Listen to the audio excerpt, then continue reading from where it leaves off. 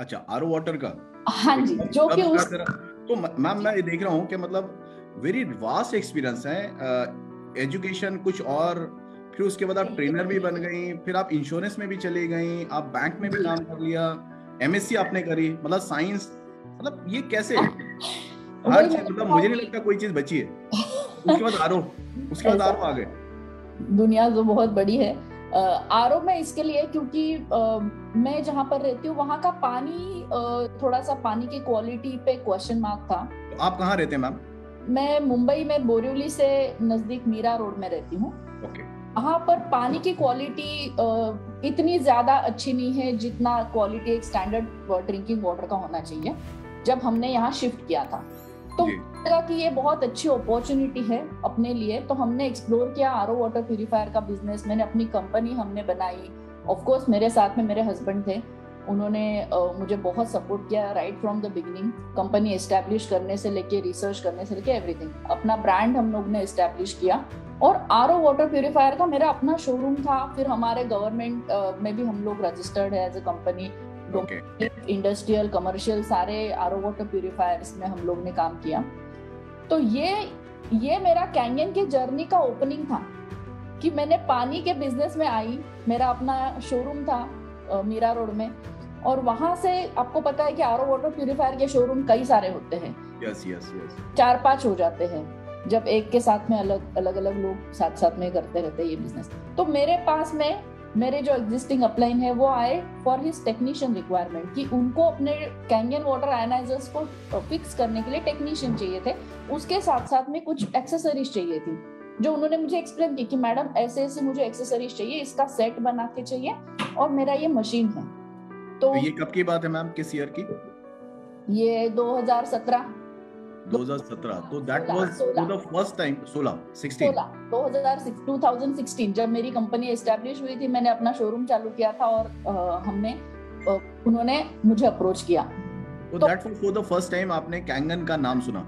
हाँ जी, मैंने पहली बार कैंगन का नाम सुना। उन्होंने मुझे बताने की बहुत कोशिश की कि आप डेमोन्स्ट्रेशन देख लीजिए, हमारा यहाँ पर डेमोन्स्ट्रेशन है या आपके लिए आपके घर में हम अरेंज करेंगे। लेकिन मैंने कान पे हाथ रख दिए थे बिल्कुल कि नहीं, मुझे किसी और बिजनेस में जाना नहीं है, ये मैंने अपना बिजनेस अभी अभी एस्टेब्लिश करना है, इसी को मुझे ग्रो करना है और कोई मार्केटिंग गिमिक नहीं चाहिए मुझे सेल्स पर्सन से दूर ही रहते हैं ना जनरली हम लोग।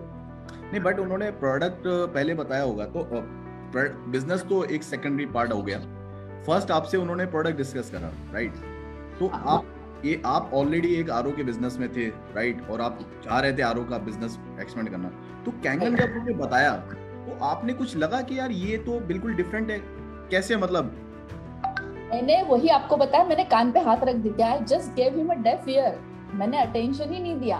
वो करते रहे मेरे ऑफिस में आके मुझसे बात करके बोलते रहे, क्योंकि उन्होंने ऑफिस में डेमो अरेंज नहीं किया था।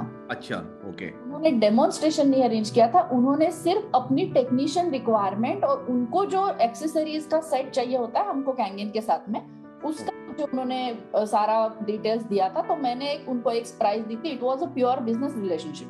ओके। मुझे कोई उनसे जानना नहीं था। 3.25 लाख का प्रोडक्ट है। मुझे ये था कि वो मुझे बोलेंगे ले लो, और फिर मैं अपना बिजनेस में पूरा मैंने अपना एक्सपेंसेस लगाया हुए, सेविंग्स लगाई हुई, तो मुझे इसी को ग्रो करना है।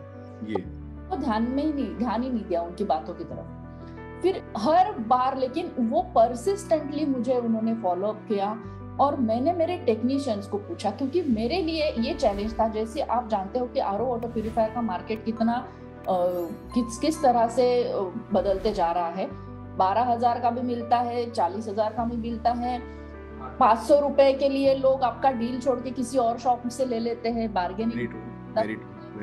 तो तब मेरे दिमाग में ये बात धीरे धीरे आई कि इसी मार्केट में जहां पर मैं 12,000 का 15,000 का आरओ वाटर प्यूरिफायर सेल करने के लिए स्ट्रगल कर रही हूँ, 500 रुपए के लिए लोग डील छोड़ के कहीं और जा रहे हैं।